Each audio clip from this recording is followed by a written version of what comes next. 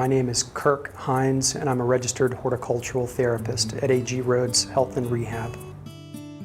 A horticultural therapist practices horticultural therapy, and that's using gardening and working with plants as a type of therapy for patients based on their needs. So a patient may be assessed, and then some type of horticultural task is designed in order to achieve treatment goals. We have two populations, I want to say, that are here with us at A.G. Rhodes. We have people who are here that live with us. This is their home.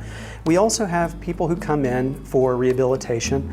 We have a very robust rehab program with PT, OT, speech therapy. So it depends on their needs.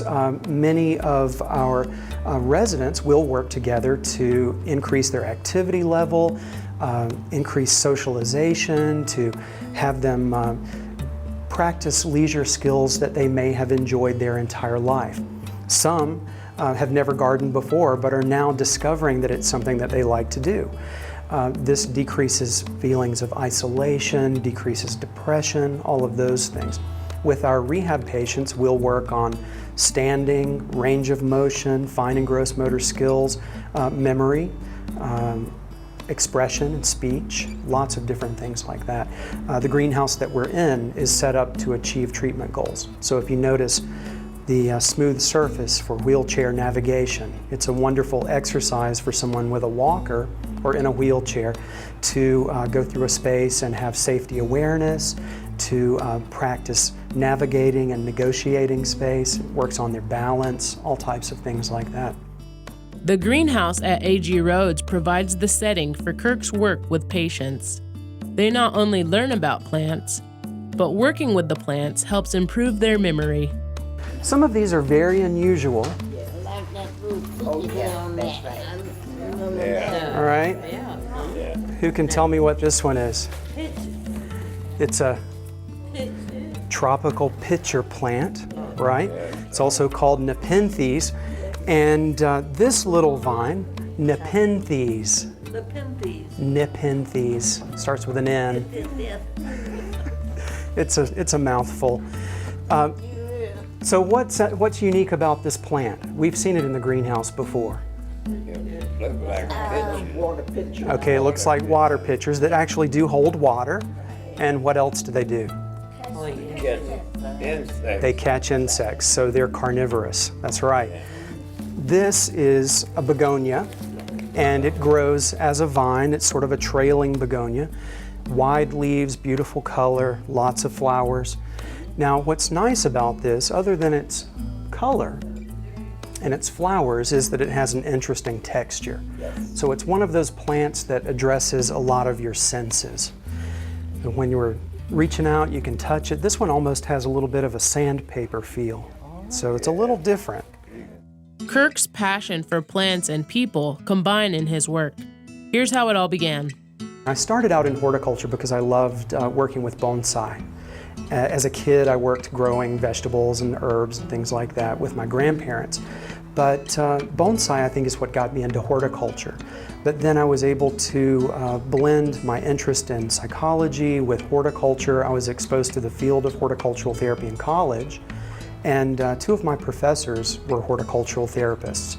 And the college, Berry College, allowed me to tailor my curriculum so that I could take all of the necessary courses to become a registered horticultural therapist. Gosh, we have everything from herbs, vegetables, tropicals, bonsai, orchids, you name it. I like to have lots of different plants because you never really know what's going to spark that interest. And some people think you have to grow plants that everyone would recognize from their childhood. We do have memory impaired residents and patients. And so having some familiar plants that they can remember from their childhood or their parents growing, I think is very important. But I also feel it's really important to have just some weird, odd, interesting, lots of interesting colors and textures that captures imagination.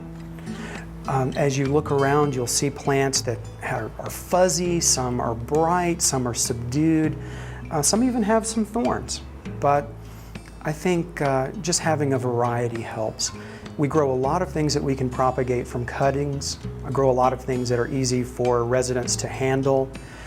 Many residents may have difficulty with fine motor skills, so having plants that they can hold easily and plant helps. Out in our garden spaces, though, we have vegetables, herbs, things like blueberries even. I try to incorporate in our therapeutic gardens plants that will produce fragrance so that all of our senses are addressed. Plants seem to be the perfect pet for all ages.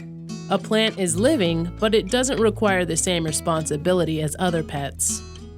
If someone has a plant that's not doing well, you can use it as a learning experience. Why is it not doing well? Well, let's talk about it. Is it your watering? Is it the light? Is it, and then we learn from that, and then we'll create one that looks a little better and does a little better.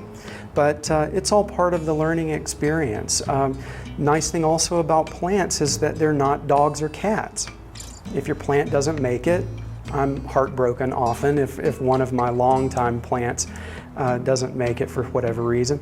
But it's not the loss of a person, it's not the loss of a pet.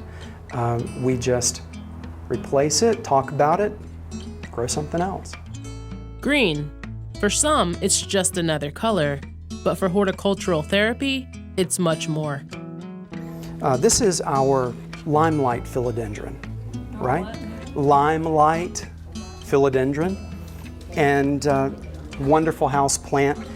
And it produces, of course, oxygen. It's great for our indoor space, but it produces that green that our body responds to. Okay, so philodendron, green is the most soothing color registered on our brain, and so our bodies are hardwired to respond to a natural environment.